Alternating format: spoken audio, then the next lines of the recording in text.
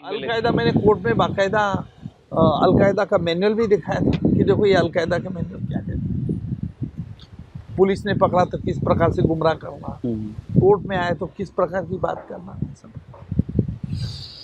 कभी उसने कभी ग्लानि उसने दिखाई कि इतने सारे लोगों इस एक देश पे हमला किया, इतने जगहों पर इतने सारे लोगों का जीवन उसने लिया, कभी शर्मिंदा हुआ वो अपने कृत्य पे सर? नहीं, बिल्कुल शर्मिंदा नहीं। और बहुत बदमाश था, मैंने तो कहा वो एक मशीन के तरफ काम करता था। मैं कहूँगा उसको पश्चाताप की भावना तो कोई नहीं था। वो जो किया, लोगों की जान ली। मैंने कोर्ट के सामने जब उसकी फांसी को सजा मांगी थी तब CST स्टेशन पर वो फायरिंग कर रहे थे। वीडियो शूटिंग हमारे पास CCTV फुटेज में है। तो हंसता था, हंसता था? हाँ, हंसता था। He was enjoying the death। Passenger मरते थे, ये करते थे, जख्मी हो रहे थे, ये अबू इस्माइल और फायरिंग करते थे, उसका चेहरा देख रहा था, ऐसा ऐसा आया है। तो इस प्रकार जो था ना, वो पूरा हमने CCTV फुटेज में दिखाया कोर्ट को। और कोर्ट को हमने कहा कि ये कौन है हंसता ऐसा, ये सैडिस्ट पर्सन।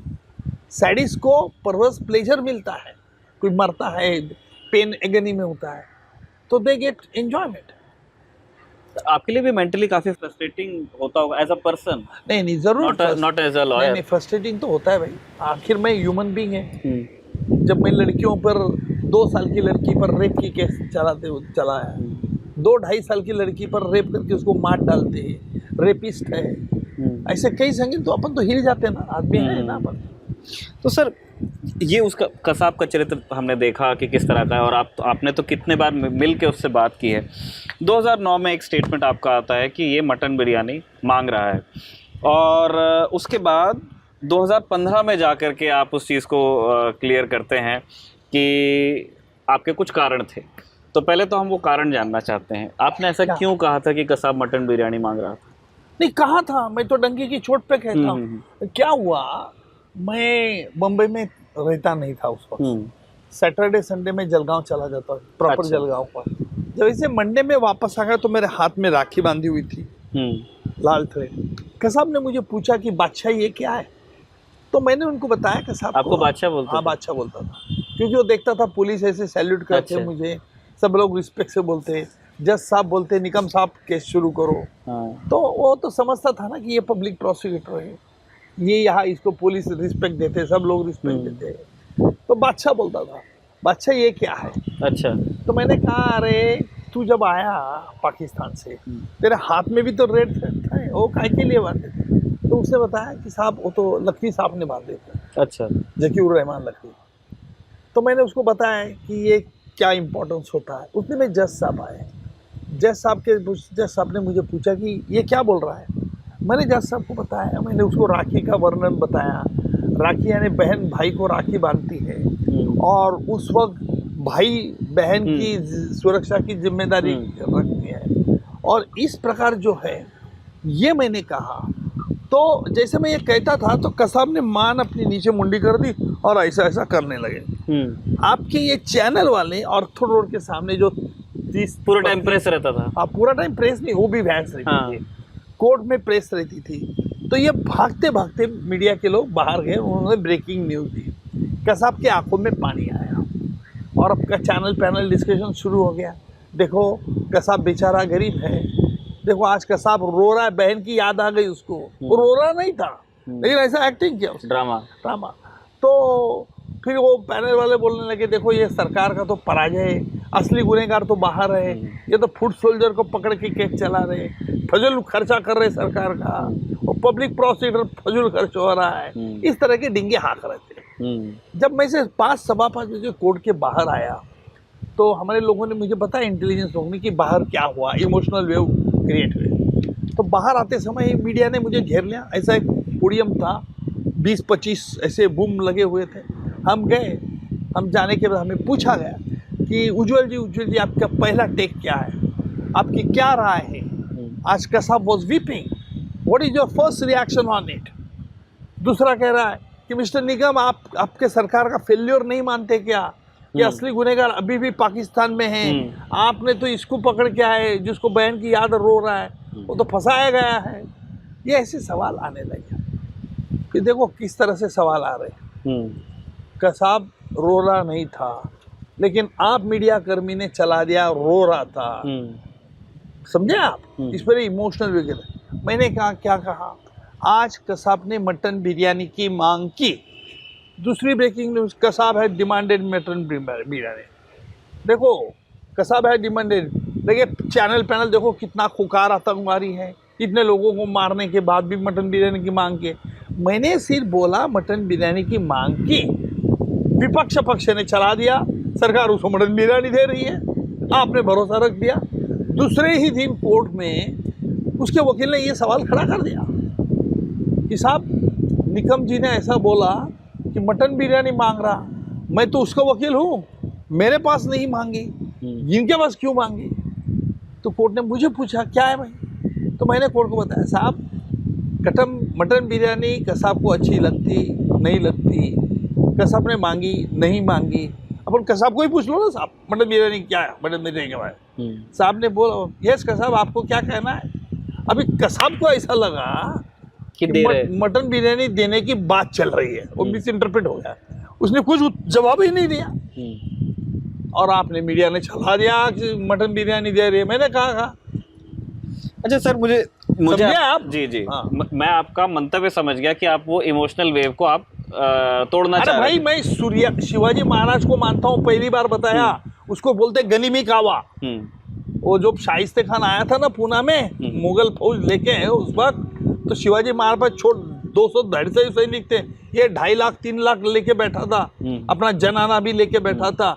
तब शिवाजी महाराज ने 200-250 सैनिकों से उसको हमला बोल दिया, शाइस्ता खान की 4 बोटें टूट गई, शिवाजी महाराज भाग गए। फिर एक घाट पर ऐसे बैलों के सिंगे पलीते पर वो फायर स्टोन लगा दिए थे और मुगल सेना को लगा कि अरे वो शिवाजी महाराज उधर भागे, शिवाजी महाराज दूसरे रास्ते से भागे थे।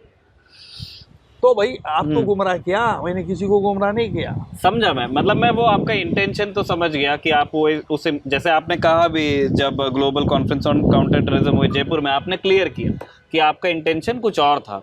मैं बस ये समझना चाहता हूँ कि इस चीज़ को, वो ठीक है मीडिया मिस इंटरप्रिटेशन उसको आप कह लीजिए, लेकिन जब इसका पॉलिटिकल इस्तेमाल हुआ इस बयान का कि वो कौन लोग हैं जो आतंकवादियों को बिरयानी खिलाते हैं, तब आपको ऐसा लगा कि नहीं मेरा मंतव्य कुछ और था, मैं देश सेवा कर रहा था, लेकिन ये लोग नेता लोग नहीं मैंने तो बोल दिया। आर पाटिल होम मिनिस्टर थे, उनके सामने मैं एक लेक्चर स्पीच में पब्लिक मीटिंग में बोला था। फिर आबा ने मुझे बोला अरे अभी लगा मुझे कि ऐसे लोग क्यों बोल रहे हैं हमने मटन बिरयानी दे रही। देखो ये इससे कुछ नहीं फर्क गिरता है। देखो I am a public prosecutor, अगर उस वक्त गवर्नमेंट को बुरा लगता था तो गवर्नमेंट मुझे निकाल देती थी, क्योंकि मेरे इंटेंशन बहुत क्लियर थे ना क्या है। वो कांग्रेस की गवर्नमेंट थी ना, एनसीपी गवर्नमेंट नहीं थी, निकाल देती थी मुझे उस वक्त। नहीं निकाला ना, क्योंकि उनको मालूम था मेरी इंटेंशन साफ थी। ठीक बात है। कसाब से जुड़ा हुआ ही एक मैसिव कंट्रोवर्सी, आज इंटरव्यू हो रहा है, आज ही मतलब प्राइम मिनिस्टर ने इस बात का उल्लेख भी किया है क्या कि जो शहीद तुकाराम ओंबले उनकी शहादत का अपमान हो रहा है। जो विजय वडेट्टीवार जो लीडर ऑफ ऑपोजिशन है महाराष्ट्र में, प्राइम मिनिस्टर बोले आज का ही है, और भारतीय जनता पार्टी के ऑफिशियल हैंडल से ये ट्वीट भी हुआ है। तो उन्होंने कहा कि जो शहीद हेमंत करकरे थे जिनको शौर्य चक्र से अलंकृत किया गया, उनकी मृत्यु कसाब की चलाई हुई गोलियों से नहीं हुई थी। और फिर उसके बाद में भारतीय जनता पार्टी की तरफ से रिप्लाई आया उसका, देवेंद्र फडणवीस ने कहा कि देखिए ये लोगों को कसाब की चिंता है, देश की चिंता नहीं है। ये सारी एक पॉलिटिकल मैं इसको बहस मानता हूँ जिसमें बहुत ज़्यादा जनता को कुछ नहीं मिलेगा। मैं आना चाहता हूँ उस रेफरेंस पे जो विजय वडेट्टीवार ने दिया था सर। SM मुशर्रफ की किताब है, वो पुलिस में थे, IPS अधिकारी, बहुत सीनियर। 2009 में उनकी किताब आई थी हु किल्ड करकरे, और उसके आधार पे उन्होंने अपनी किताब में बहुत सारी चीज़ें लिखी हैं और प्रेस के सामने अभी रिसेंटली वो आए हैं। उनका ऐसा कहना है कि 2 लोग थे, 2 लोगों का नाम लेते हैं जिनको वो ऐसा उनका आरोप है कि ये RSS अफिलिएटेड पुलिस ऑफिसर्स थे, प्रभाकर आलोक और संजय गोहिलकर। वो इनके ऊपर इल्ज़ाम लगाते हैं कि उन्होंने पीठ के तरफ से ऊपर से शहीद हेमंत करकरे पे गोलियां चलाई थी। उनका ये भी कहना है कि जो बैलिस्टिक टेस्ट हुआ था उसमें ये बात सामने आई थी कि हेमंत करकरे जी के शरीर में जो गोलियां थी वो कसाब के राइफ़ल से या जो उसका साथी था इस्माइल उसके राइफ़ल से नहीं चली थी। ये बात रिकॉर्ड पे आई पर आपने कोर्ट को इन्फॉर्म नहीं किया, ये उनका आरोप है। देखिए, ये झूठा बयान जो मुशर्रफ कर रहे हैं ना, उसको कोई आधार नहीं। पहली बात तो ये है कि मुशर्रफ ना इन्वेस्टिगेटिंग ऑफिसर थे, ना मुशर्रफ इन्वेस्टिगेशन टीम में थे, करेक्ट। दूसरी बात, उस वक्त कांग्रेस का सरकार था। अगर मुशर्रफ के पास कोई सबूत था तो मुशर्रफ ने आगे चलकर कोर्ट में क्यों नहीं ये पेश किया? उसने एक पिटीशन डाली थी, वो पिटीशन डिसमिस हो गई थी। एक बिहार के एमएलए होते थे राधाकांत यादव, उन्होंने बॉम्बे हाई कोर्ट में रिट पिटीशन डाला था, बाद में पीआईएल हुआ था उसका, वो डिसमिस हो गया। पर तीसरी बात तो अहम बात है कि कसाब ने खुद इकबाली बयान में कहा है, मैजिस्ट्रेट के सामने इकबाली बयान दिया कि जैसे मैं और अबू इस्माइल कामा हॉस्पिटल के बाहर आए तब हमें एक पुलिस जीप आते हुए देखा, तो हमने फायर किया। फायर करने के बाद जो पुलिस जीप के ड्राइवर के पास बैठा था वो मर चुका, उसके नज़दीक वाला मर चुका था, पीछे वाला जो था वो भी मर चुका था। करकरे, ये दोनों की उन्होंने डेड बॉडी निकाली, करकरे की डेड बॉडी के ऊपर डाल दिया, ये एक उसका। और हमारे पास 2 चश्मदीद गवाह थे, इन्होंने पूरा ये वाकया कोर्ट में बताया। नंबर 3, पाकिस्तान ने कभी भी डिनाई किया नहीं है। लेकिन इस प्रकार के आरोप, ये जो वडेट्टीवार है ना, ये पहले दिन उसने एक इंटरव्यू दिया, निकम देशद्रोही है बोले, निकम को मालूम था बोले, पहले दिन बोला। फिर पहले दिन हमने उनको फटकार लगाने के बाद वो कहा कि मैंने मुशर्रफ के किताब में, वडेट्टीवार ने वो किताब में लिखा क्या है पढ़ा नहीं, ये पढ़ा भी होगा तो वेरीफाई नहीं किया। बस शराब आरोप करना, उससे क्या होगा? मुशर्रफ के आरोप को हम ज़्यादा इम्पोर्टेंट नहीं रखते, क्योंकि मुशर्रफ के पास कोई ऐसा सबूत नहीं है। ये आलोक की स्टोरी जो बता रहे हैं ना मुशर्रफ, फिर डालो ना सबूत। क्यों नहीं पीआईएल डाला आपने अब तक? क्यों चुप बैठे? आपको लगता है ना आप बहुत कॉन्शियस एक सिटीजन है, तो करना था पिटीशन, करना था सबको कटघरे में, आपने नहीं किया। सिर्फ बदनामी करना आपका काम है और दूसरा कुछ नहीं। ये आपका ये भी एजेंडा हो सकता है कि ऐसे बेशुमार आरोप करो जिससे शत्रु राष्ट्र को मदद होगी। देखिए, मुशर्रफ एक इंटेलिजेंट ऑफिसर मैं मानता था, लेकिन जिस प्रकार मुशर्रफ ये आरोप कर रहे हैं ना, तो भगवान उसे क्षमा करो। बस मैं इतना ही करूंगा कि क्या आरोप कर, जो लोगों की शहादत, जिन लोगों ने, हमारे पुलिस ऑफिसर की शहादत दी गई, जो 166 लोगों, उसके आप तौहीन कर रहे हैं। आप उस पर सवाल खड़े कर रहे हैं। कोर्ट का जो सुप्रीम कोर्ट तक फाइंडिंग है कि कसाब और अबू इस्माइल ने फायरिंग की, उसमें इनके लोगों की मृत्यु हुई, उस पर आप सवाल खड़े कर रहे हैं। आप अभी बैलिस्टिक एक्सपर्ट का ओपिनियन ले रहे हैं। आपको पता है कि बैलिस्टिक रिपोर्ट में जो बुलेट निकली गई थी वो डिफॉर्म बुलेट है, तो डिफॉर्म बुलेट से वो ओपिनियन नहीं आ सकता है। और जिसकी बात कर रहे हैं आपकी, वो police officer Sanjay Govilkar, RSS का, अरे संजय गोविलकर वहाँ मौजूद भी नहीं था, उसके लिए कोई सबूत भी नहीं है। इसी तरह के आरोप करना, मुझे लगता है कि बहुत मुझे दुख इस बात का हो रहा है कि हमारी देश की प्रतिष्ठा, हमारी देश का प्रेस्टीज, इस पे तुम पे कोई ध्यान नहीं। सिर्फ झूठा बकवास करना, सिर्फ गोबेल्स प्रोपेगेंडा झूठा करना, यही आपका मकसद रहा है। मतलब आप कह रहे हैं कि बैलिस्टिक रिपोर्ट हुआ था? बैलिस्टिक रिपोर्ट हुआ था। बैलिस्टिक रिपोर्ट में इनकंक्लूसिव था क्या? करकरे के शरीर से 5 गोलियां उनको मारी गई। 2 गोली तो इन एंड आउट एग्जिट हो गई थी, 2 या 3, और 1 गोली का जो डिफॉर्म हो गई थी, यानी किसको तो वो टेलीफोन बूथ को लगी थी, फिर वापस आई थी, वो डिफॉर्म हो गई थी। डिफॉर्म के कारण ये नहीं पता चला। अच्छा, हाँ, पर वो गोली AK-46 राइफल की थी, इतना बाकी ओपिनियन है। और हमारे पुलिस ऑफिसर के पास क्या AK-46 थी क्या उस टाइम? रिवॉल्वर बोलते हैं, दिखा दो रिवॉल्वर का फायरिंग है। ऐसा झूठे आरोप करना, लोगों में बेबुनियाद आरोप कर लोगों में खलबल मचा देना, ये काम आप कर रहे हैं। और मुझे दुख इस बात का है कि कांग्रेस का एक विपक्ष का नेता इस प्रकार आरोप करता है, किताब पर लिखे जो बात सच मान के। फिर करना था ना आपने पिटीशन हाई कोर्ट में।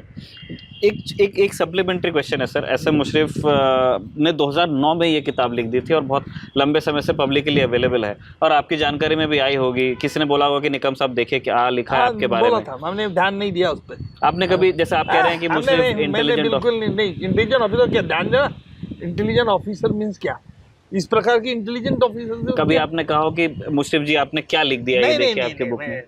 मैं क्यों बोलूं उसको, क्योंकि जब मेरा कॉन्शियस क्लियर है तो मैं क्यों करूं।